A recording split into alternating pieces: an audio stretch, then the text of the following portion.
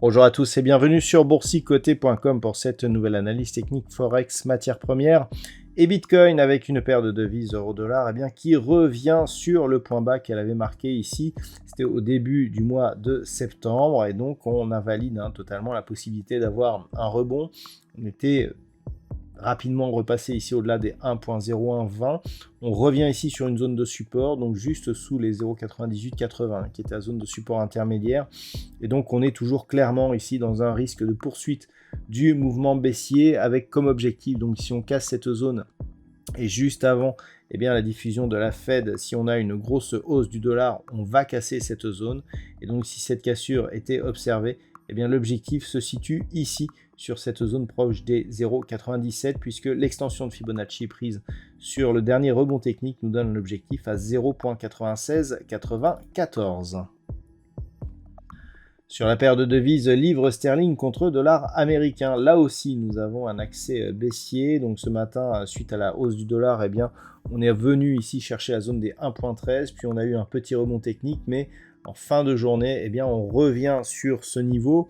Donc on est clairement ici sur une perspective qui reste baissière. On est ici en unité de temps 4 heures, des cours qui n'ont plus été vus depuis plus de 30 ans. Et donc là aussi, si on mesure l'extension de Fibonacci par rapport ici à la dernière zone de rebond, on observe un objectif qui se situe à 1.1199, donc autant dire 1.12. On n'est plus très loin de ce niveau, donc en cas de poursuite du mouvement baissier, et notamment si la Fed relève ses taux un peu plus fort que prévu, on pourrait avoir un mouvement ici qui continue à baisser et qui nous donne cet objectif, donc des 1.12 sur cette paire de devises livre sterling contre dollar américain. Sur l'or, nous sommes dans un statu quo depuis quelques jours. Nous avons acté donc le franchissement de la zone majeure des 1675 $ l'once. Et depuis, cette zone ici entre 1175 et 1680 semble agir comme résistance. Donc on est ici sur un signal de franchissement. Cette zone qui était un support majeur nous donne en cas de cassure un signal de retournement de la tendance moyen long terme. Pour l'instant, on n'a pas encore assez d'amplitude sur cet horizon de temps hebdomadaire pour vraiment valider cette cassure. Mais plus le temps passe et plus on se rend compte que ce niveau semble agir désormais comme une résistance. Donc c'est à surveiller. Si on repasse ici au-delà des 1675, on invalidera ce retournement que sur une cassure ici de ce point haut significatif proche des 1730 $ l'once. En attendant, on reste ici dans une dynamique baissière qui est d'ailleurs confirmée ici par cette orientation lue sur cette unité de temps daily. Sur le WTI, suite aux dernières déclarations de Vladimir Poutine, on pensait que le pétrole allait fortement repasser à la hausse. Au contraire, lorsqu'on voit ici en vue daily, on est resté sur la zone des 84 $ le baril.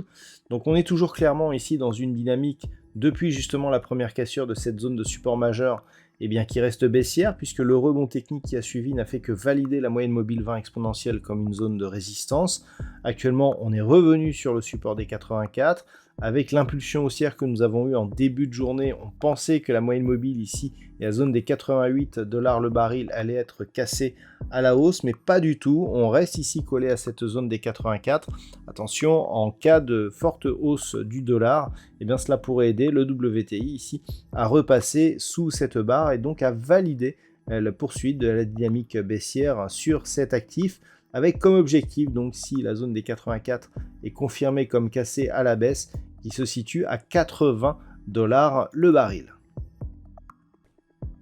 Et puis enfin sur le Bitcoin, ici en vue daily, nous avons une forte corrélation avec les indices. Nous avons eu un rebond sur les indices, on a un rebond sur le Bitcoin, mais toujours ici sur une zone proche de la zone majeure des 18 500 $ pour un Bitcoin. Donc, je vous en parle quasiment tous les jours de cette zone.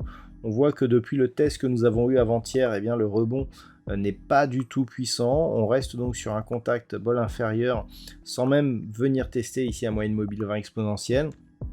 tant que l'on reste sous cette zone des 20 000 $ pour un Bitcoin, eh bien la crypto-monnaie reste sous pression. Et je rappelle qu'une rupture confirmée de cette zone nous donnerait un objectif de poursuite du mouvement baissier dans une zone qui se situe entre 13 500 et 15 000 $, le Bitcoin. On peut noter tout de même que nous avons des signaux d'affaiblissement de cette dynamique baissière sur les indicateurs, mais que cette tendance n'est toujours pas invalidée. Voilà donc ce que l'on peut dire sur l'analyse technique de ces principaux actifs Forex, matières premières et crypto-monnaies.